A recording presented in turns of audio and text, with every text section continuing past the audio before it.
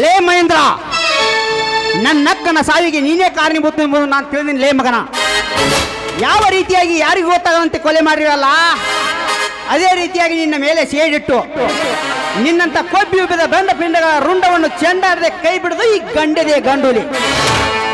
ಏ ಕಾಮುಕ ಕಪಿ, ಬಡವರನ್ನು ಬಗ್ಗು ಬಡಿದು ಹಿಗ್ಗಿನ ಸಗ್ಗವ ಸೇರಿ ಸ್ವಾರ್ಥ ಸಾಧನೆಯಲ್ಲಿ ಮೆರೆಯುತ್ತಿರುವ ನಿಮ್ಮಂತ ನಾಲ್ಕು ಜಮೀನ್ದಾರರ ಎದೆ ಬಗದು ರಕ್ತದೋಕಳಿ ಆಡಲೇಬೇಕು.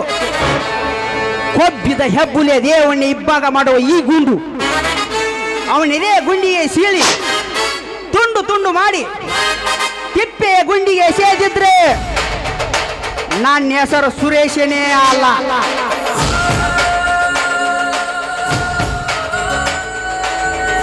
ಇದೇನೋ ಸುರೇಶ, ಅವತಾರವೆಂಬ ಕಡು ಕುದುರೆಯನ್ನೇರಿ ಕೈಯಲ್ಲಿ ಪಿಸ್ತೂಲ್ ಹಿಡಿದುಕೊಂಡು ಶರವೇಗದಲ್ಲಿ ಹೊರಟಿರುವೆಯಲ್ಲ ಸುರೇಶ್, ಎಲ್ಲಿಗೆ? ಹೌದು ಸುರೇಶ್, ನಿಮ್ಮ ಅಣ್ಣ ಹೇಳಿದಂತೆ ಕೋಪಟೋಪನಾಗಿ ಅಜ್ಞಾನಕ್ಕೆ ಬಲಿಯಾಗಿ ಪಿಸ್ತೂಲ್ ಹಿಡಿದುಕೊಂಡು ವೀರಾವೇಶದಿ ಹೊಂಟಿರುವೆಲ್ಲ, ಎಲ್ಲಿಗೆ ಹೋಗಿ ಉತ್ತಿರುವೆ? ಸದಾ ನನ್ನ ನೆದಿಲಿ ಮುಳ್ಳು ಮುಳ್ಳಾಗಿ ಚುಚ್ಚಿ ಚಿತ್ರ ಹಿಂಸೆಯಾಗಿ ಕಾಡುತ್ತಿರುವ ಆ ದುಷ್ಟ ಮಹೇಂದ್ರನ ಕತೆ ಮುಗಿಸಲು ಅವರ ಮನೆಗೆ ಹೊರಟಿರುಬೇಕಿಲ್ರಿ, ಅವರ ಮನೆಗೆ ಹೊರಟಿರುವೆ. ಏ ಸುರೇಶ್, ನೀನ್ ಎಂತ ಹುಚ್ಚನು? ಈಗಾಗಲೇ ಅವನ ಮೇಲಿರುವ ಕೇಸ್ ಕೋರ್ಟ್ನಲ್ಲಿ ಮುಂದುವರೆದಿರುವಾಗ ನೀನೇಕೆ ಅವನನ್ನು ಕೊಲೆ ಮಾಡಲು ಹೋಗುವೆ? ಇಂದಿಲ್ಲ ನಾಳೆ ಆದರೂ ಆ ಧನಿಕರನಿಗೆ ಗಲ್ಲು ಶಿಕ್ಷೆ ಆಗೇ ಆಗುತ್ತದೆ.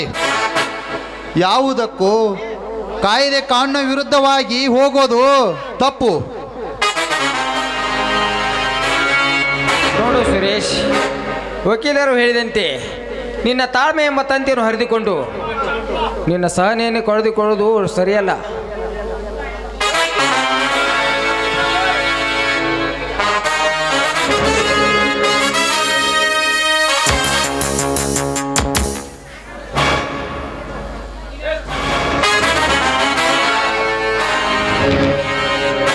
ಸದಾ ನನ್ನ ನಿಧಿಯಲ್ಲಿ ಮುಳ್ಳು ಮುಳ್ಳಾಗಿ ಚುಚ್ಚಿ ಚಿತ್ರ ಹಿಂಸೆಯಾಗಿ ಕಾಡುತ್ತಿರುವ ಆ ದುಷ್ಟ ಮಹೇಂದ್ರನ ಕಥೆ ಮುಗಿಸಲು ನನ್ನಕ್ಕನ ಸಾವು ನನ್ನ ಎದೆಯಲ್ಲಿ ಕೆದಕಿ ನನ್ನನ್ನೇ ಅಲ್ಲಾಡಿಸ್ತಿರುವೆ ಅಂದ ಮೇಲೆ ನಾನೇ ಕೈ ಕೊಟ್ಟಿ ಕೂಡಲಿ ಹೇಳಬೇಕಿಲ್ರಿ, ಹೇಳಿ. ಸುರೇಶ್, ಸಿಟ್ಟಿನ ಬರದಲ್ಲಿ ಕೈ ಕಟ್ಟಿ ಕುಳಿತುಕೊಳ್ಳದೆ ಹೋದರೆ ಮೈ ಸುಟ್ಟುಕೊಳ್ಳಬೇಕಾಗುತ್ತದೆ. ಯಾವುದಕ್ಕೂ ಮುಂದಾಲೋಚನೆ ಮಾಡಬೇಕು ಸುರೇಶ್, ಮುಂದಾಲೋಚನೆ ಮಾಡಬೇಕು.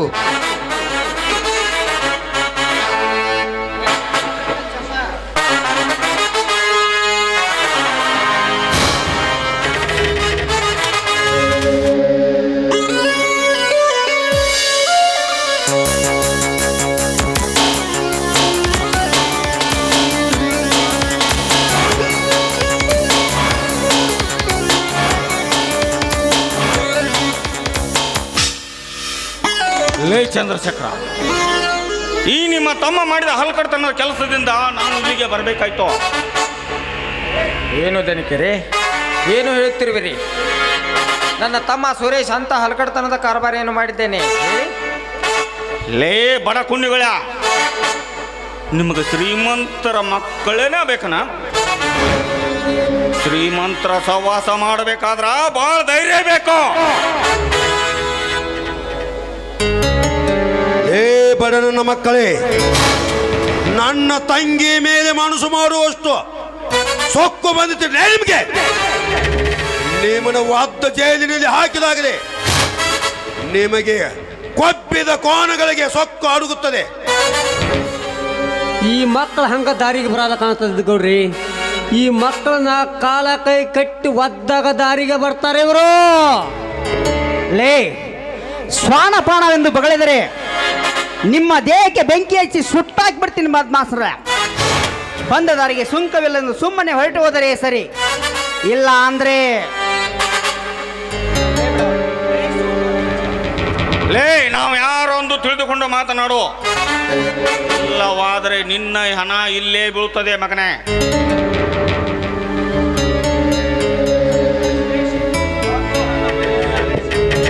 ಜಮೀನ್ದಾರರೇ, ಇವರನ್ನೆಲ್ಲ ಕರೆದುಕೊಂಡು ಬಂದು ರಂಪು ಮಾಡುವುದು ನಾಟ್ ರೈಟ್.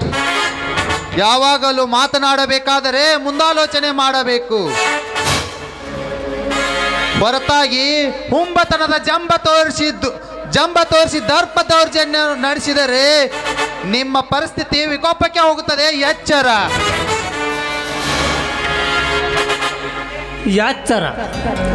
ಯಾಚರಂದು ಹೇಳುವ ವಕೀಲನೇ, ನೋಡು, ನಿನಗೆ ಎಷ್ಟು ರಿಸ್ಪೆಕ್ಟ್ ಇದೆಯೋ ನಮಗೂ ಅಷ್ಟೇ ಇದೆ, ನಿನಗೆ ಎಷ್ಟು ಗೌರವ ಇದೆಯೋ ನಮಗೂ ಅಷ್ಟೇ ಇದೆ. ಜಾಸ್ತಿ ಮಾತಾಡಿದ್ದೆ ಆದರೆ ವಕೀಲಂದ್ರು ಕೇಳೋದಿಲ್ಲ, ಯಾರಂದ್ರೂ ಕೇಳೋದಿಲ್ಲ.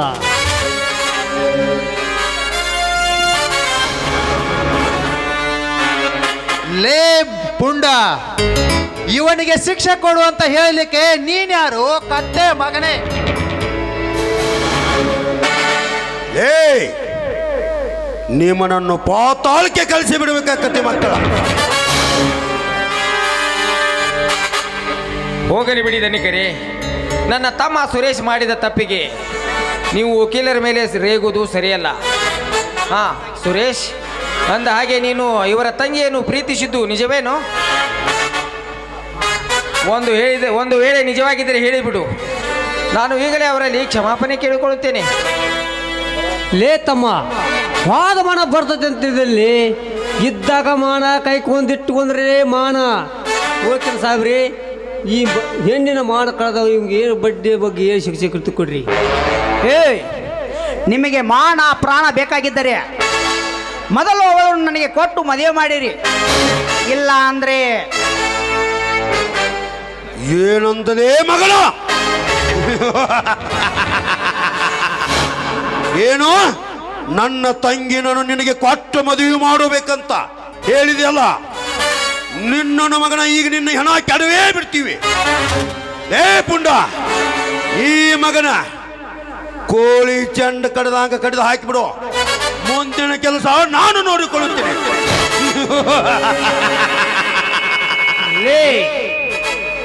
ಮಗನೇ, ಎಚ್ಚರದಿಂದ ಮಾತನಾಡೋದು ಕಲಿದುಕೋ.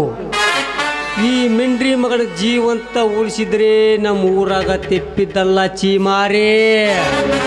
ನಾಗರ ಹಾವಿನಂತೆ ಬಸಗೊಡದಿರ ಗೌಡ. ನೀವೀಗ ಬ್ರಹ್ಮಗಂಟನ್ನು ಹಾಕುವುದನ್ನು ಬಿಟ್ಟರೆ, ನಿಮ್ಮ ತಂಗಿಯನ್ನು ನನಗೆ ಕೊಟ್ಟು ಮದುವೆ ಮಾಡುವುದನ್ನು ಬಿಟ್ಟರೆ ನಿಮಗೆ ಬೇರೆ ಗತಿಯೇ ಇಲ್ಲ. ನಿಮಗೆ ಅಂಥ ಪ್ರಸಂಗ ಏನಾದರೂ ಬಿದ್ರ ತಂದು ಕೊಟ್ಟು ಮದುವೆ ಮಾಡ್ತೀವಿ.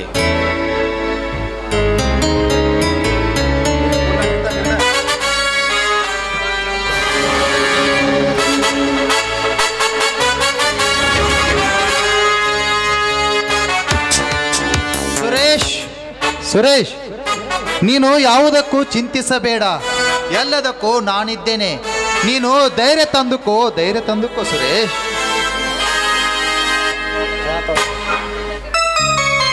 ಆಯ್ತು ವಕೀಲ್ರೆ, ನೀವು ಹೇಳಿದಂತೆ ಮಾಡಿದರಾಯ್ತು.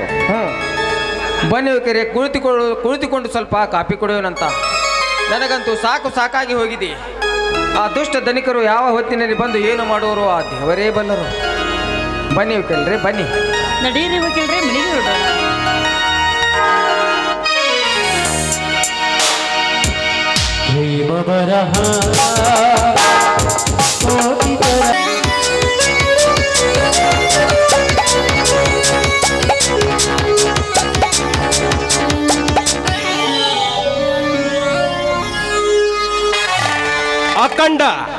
ಅಖಂಡ ಆಸ್ತಿ ಪಾಸ್ತಿಗೆ ನಾನೇ ಚಕ್ರಾಧಿಪತಿ ಎಂಬ ಜಂಬ ಕೊಚ್ಚಿಕೊಂಡು ಹುಮ್ಮರಂತೆ ಮೆರೆದಾಡುತ್ತಿದ್ದೀಯಲ್ವೋ? ಆ ಕೆರಳಿದ ಗಂಡು ಹುಲಿ ಶೋಕಿಗೆ ತಕ್ಕು ಸವಾಲು ಹಾಕಿ ನನ್ನ ಛಲ ಸಾಧಿಸದಿದ್ದರೆ ನಾನು ನನ್ನ ಹೆಸರು ಗುರುಸಿದ್ದ ಗೌಡನೇ ಅಲ್ಲ. ಓಹೋ, ಅಲ್ಲಿ ಎರಡು ಹಕ್ಕಿಗಳು ಹಾರಾಡುತ್ತಾ ಬರುತ್ತಿವೆ. ಬರಲಿ, ಸ್ವಲ್ಪ ಮರೆಯಾಗಿ ನಿಂತು ನೋಡಿದರಾಯ್ತು.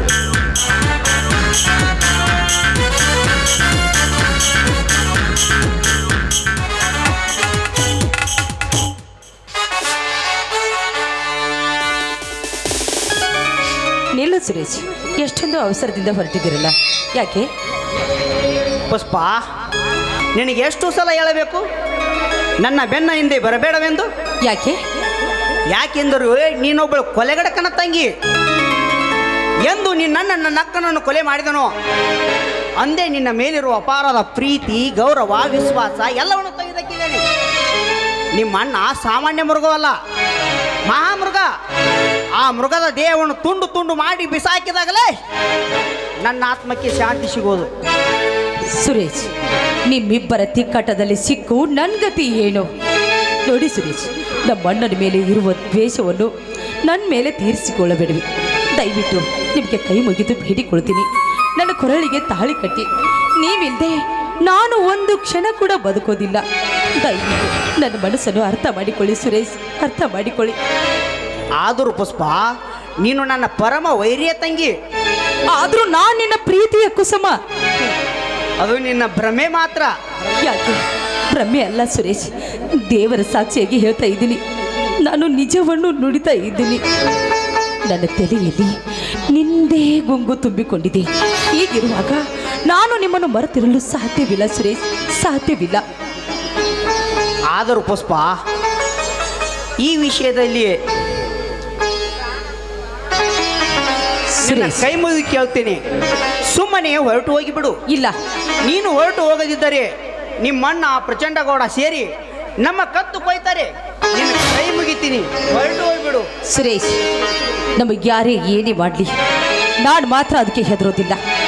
ಒಟ್ಟಿನಲ್ಲಿ ನೀನು ನನಗೆ ಕಾಲೇಜಿನಲ್ಲಿ ಮಾತು ಕೊಟ್ಟಂತೆ ಇಂದು ನನ್ನ ಕೊರಳಿಗೆ ತಾಳಿ ಕಟ್ತೀಯೋ ಅಥವಾ ಇಲ್ಲವಾದ್ರೆ ಇವತ್ತೇ ನಾನು ವಿಷ ಸೇವಿಸಿ ಸತ್ತು ಹೋಗ್ತೀನಿ.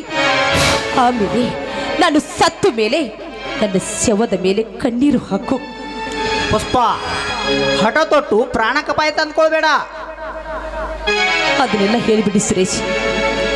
ನೋಡಿ, ಈಗ ನೀವು ನನ್ನ ಕೊರಳಿಗೆ ತಾಳಿ ಕಟ್ಟದಿದ್ರೆ ನಾನು ಏನಾಗ್ತೀನಿ ಅಂತ ನನಗೆ ಗೊತ್ತಿಲ್ಲ. ದಯವಿಟ್ಟು ಸುರೇಶ್. ಪುಷ್ಪ, ನಿನ್ನ ಕೈ ಹಿಡಿಯುತ್ತೀನಿ, ಆದರೆ ವಿಷ ಮಾತ್ರ ಸೇವಿಸಬೇಡ. ಇಲ್ಲ, ನಾನು ವಿಷ ಸೇವಿಸಬೇಕಾದ್ರೆ ಅದು ನಿನ್ನ ಹೆಸರಿನ ಮೇಲೆ ಈ ಚೀಟಿ ಬರೆದಿಟ್ಟು ಸಾಯ್ತೀನಿ. ಆಮೇಲೆ ನನ್ನಂತೆ ನೀನು ಸೆರೆಮನೆಗೆ ಹೋಗುವಂತೆ. ಆದರೂ ಪುಷ್ಪ,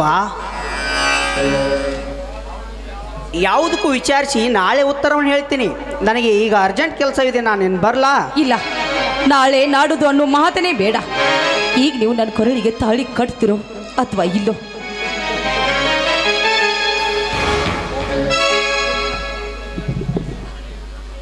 ಪುಷ್ಪ, ನಿನ್ನ ಕೈ ಹಿಡಿಯುತ್ತೇನೆ, ಆದರೆ ವಿಷ ಮಾತ್ರ ಕುಡಿಯಬೇಡ.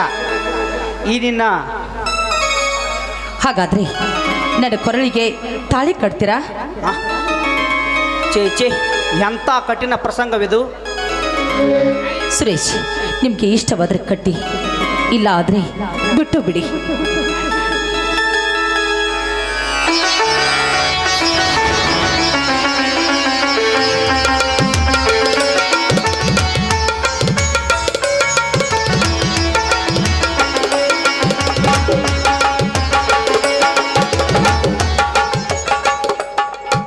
ಆದರೂ ಪುಷ್ಪ, ಕೊಟ್ಟ ವಚನಕ್ಕೆ ತಪ್ಪಿ ನಡೆದಿದೆ, ಕೆಟ್ಟ ಯೋಚನೆ ಮಾಡಿದೆ. ನಮ್ಮಿಬ್ಬರ ಪ್ರೇಮಕ್ಕೆ ಪವಿತ್ರ ಪ್ರೇಮಕ್ಕೆ ಧಕ್ಕೆ ಬರದಂತೆ ನಾವಿಬ್ಬರು ಒಂದಾಗಿ ಬೀಳೋಣ. I love you Pushpa, I too love you Raja, I too love you.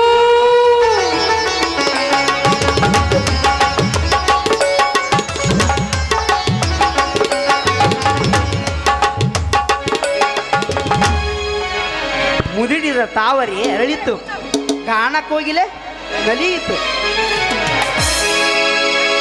ಕವಿ ಕಾಳಿದಾಸನ ಓ ನನ್ನ ಶಾಕುಂತಲಿ, ಓ ನನ್ನ ಶಾಕುಂತಲಿ, ಓ ನನ್ನ ಶಾಕುಂತಲಿ.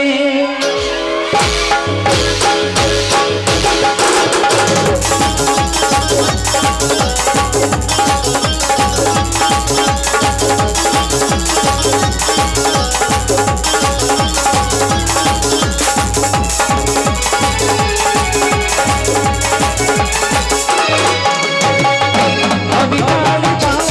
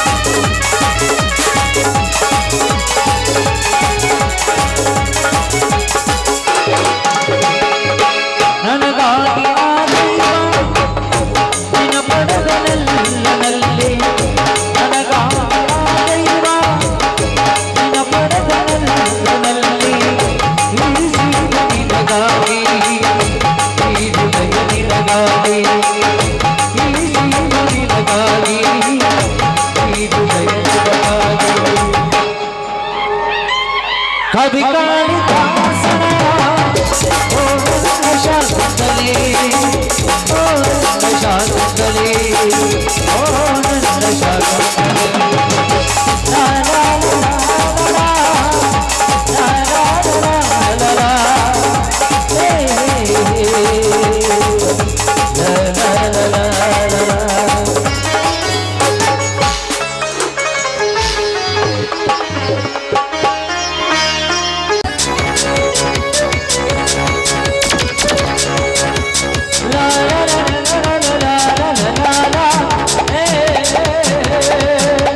ಲಾ ಲಾ ಲಾ ಲಾ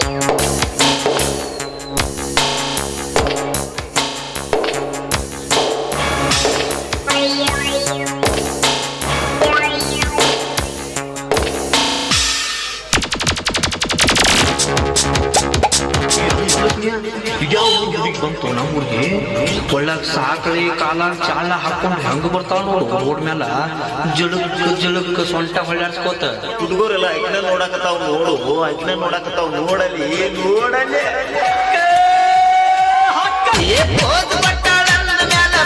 ನಂಬರ್ ಕೊಡುದಿಲ್ಲೇನ ಕೇಳಿದ್ರನ್ನ ದಯನೇ ಮಾಡಿ ಓಕೆ ಅಂದ್ರೆ ಚಾಕಿ ಹೊಡೆದ ಚಾಕಿ ಮಾಡಿ ನಿಂದ್ರ ಹಾಲ ಕುಡಿಸ್ತಾಳ ಮರಿಯ ಮಾಡಿ ಪಾಟಿಲ್ಲ ಕಥೆಯಲ್ಲ ಹಿಡಿದಿಲ್ಲ ಮುಟ್ಟಿಲ್ಲ ಕನಸು ಕಾಣುವ ಯಪ್ಪ ನೋಡಿ ಯಾವ ಹಳ್ಳಿ ಈ ಮನಸ ಮೈ ಕೈ ತುಂಬಿ ಮಾರೋಸಿ ನಿಲ್ಸೈತಿ ಈ ಮನಸ ಗೊತ್ತೈತೋ ಯಪ್ಪ ಇದು ಯಾರ ಬಾಲಕ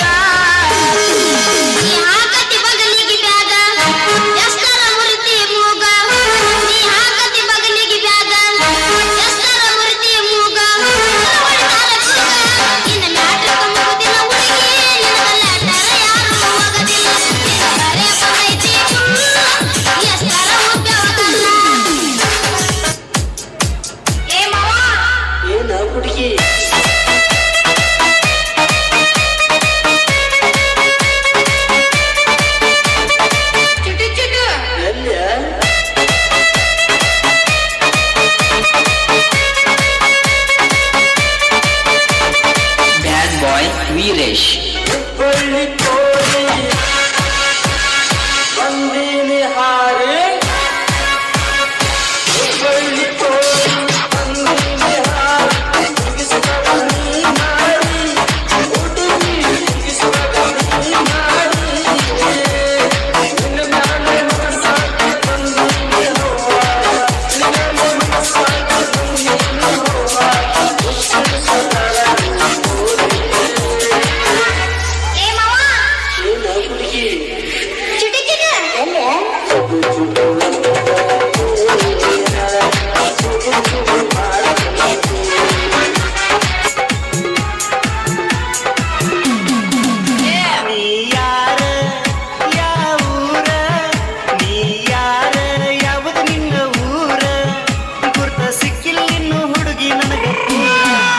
ಬಂದಿ ನಮ್ಮ ಊರಾಗ ಡಿಜೆ ಹಾಡ ಹಚ್ಚಿ ಮಂಡ್ಯಾಗ ಕುಣಿಯಾಕ ಬಂದಿ ನಮ್ಮ ಊರಾಗ ಡಿಜೆ ಹಾಡ ಹಚ್ಚಿ ಮಂಡ್ಯಾಗ ಅಪ್ಪೋಸ್ ಹುಡುಗಿ ಪ್ರಪೋಸ್ ಮಾಡಿ ಲವ್ ಯು ಅಂದಾಳೆ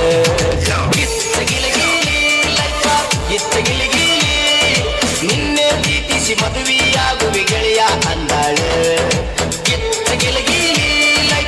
ಗಿತ್ತಗಿಲಿಗಿ ಈಕೆ ಹಿಂದಿಂದ ತಿರುಗಾಡಿ ಸುಂದಾಗಿ ಕುಂತಿದ್ದ ಕೇಳೋ ನನ್ನ ಗೆಳೆಯ ಇವತ್ತು ನನಗ ಒಪ್ಪಿಸಿ ಬಿಟ್ಟಾಳ ಅತಿ ಪ್ರೀತಿಯ ಹೃದಯ ಗಿತ್ತಗಿಲಗೀಲಿ ಲೈಫ ಗಿತ್ತಗಿಲಗೀಲಿ ಕೇಳ ಸ್ವರತ್ತಿ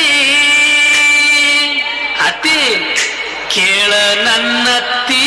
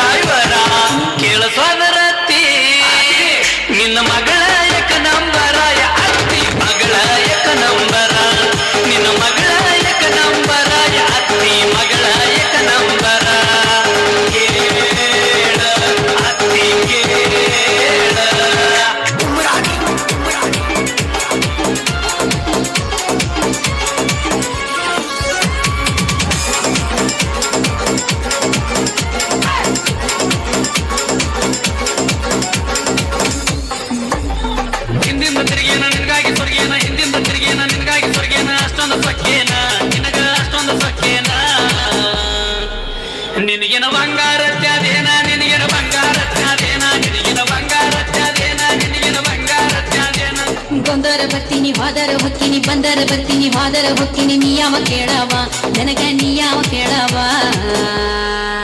ನೀಯನ ಬಂಗಾರ ಕೊಡಿಸಿಯನ ನನಗ ಬೆಳ್ಳಿ ಕೊಡಿಸಿಯನ ನೀಯನ ಬಂಗಾರ ಕೊಡಿಸಿಯನ ನನಗ ಬೆಳ್ಳಿ ಕೊಡಿಸಿಯ ಬಾರಿಗೆ ಹೋದೇನ ಬಿಯರ ಕುಡ್ದೇನ ಬಾರಿಗೆ ಹೋದೇನ ಬಿಯರ ಕುಡ್ದೇನ ನಿಸೆನ ಏರ್ತಿಲ್ಲ ನಂಗ ನಿಸೆನ ಏರ್ತಿಲ್ಲ ನಾನೇ 30 ಕುಡ್ದಿನೇನ ಇಲ್ಲ 60 ಕುಡ್ದಿನೇನ ನಾನೇ 30 ಕುಡ್ದಿನೇನ ಇಲ್ಲ 60 ಕುಡ್ದೇನೇನ ಬಾರಿಗೆ ಹೋದೇನ ಬಿಯರ ಕುಡ್ದೇನ ಬಾರಿಗೆ ಹೋದೇನ ಬಿಯರ ಕುಡ್ದೇನ ನಿಸೆನ ಏರ್ತಿಲ್ಲ ನಂಗ ನಿಸೆನ ಏರ್ತಿಲ್ಲ ನಾನೇ 30 ಕುಡ್ದಿನೇನ ಇಲ್ಲ 60 ಕುಡ್ದಿನೇನ ನಾನೇ 30